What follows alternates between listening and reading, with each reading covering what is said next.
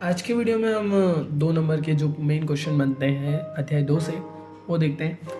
विद्युत विभव किसे कहते हैं तथा इसको प्रभावित करने वाले कारक। ये क्वेश्चन और एक समविभव पृष्ठ, वो 2 क्वेश्चन आने के चांसेस हमेशा ज़्यादा रहते हैं, तो आज हम वही पढ़ेंगे।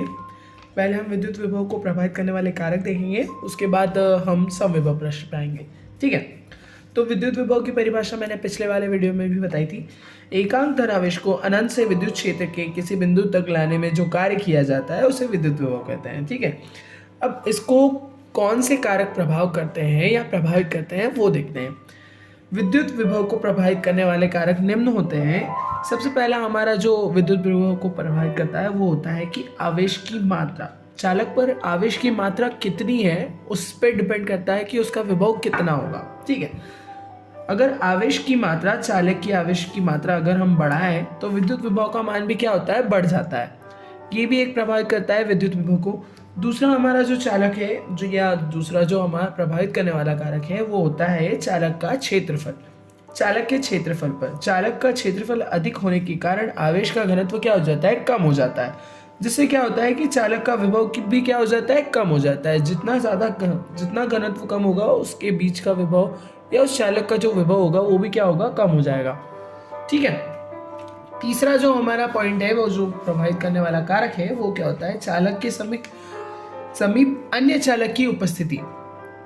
अगर हम चालक के प्लेट के पास एक अन्य प्लेट रख दी जाए तो विद्युत प्रेरण के द्वारा उसकी अंदर वाली सतह पर ऋण आवेशित प्रेरित हो जाता है, जो कि आवेशित चालक के विभव को क्या कर देता है, कम कर देता है। ये भी एक पॉइंट होता है जो कि विद्युत विभव को क्या करता है, प्रभावित करता है।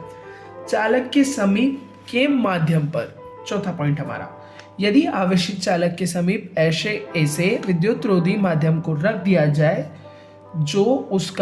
जिसका परावैद्युतांक K अधिक हो तो सूत्र V = 1/4πε0 Q/D, ये Q है।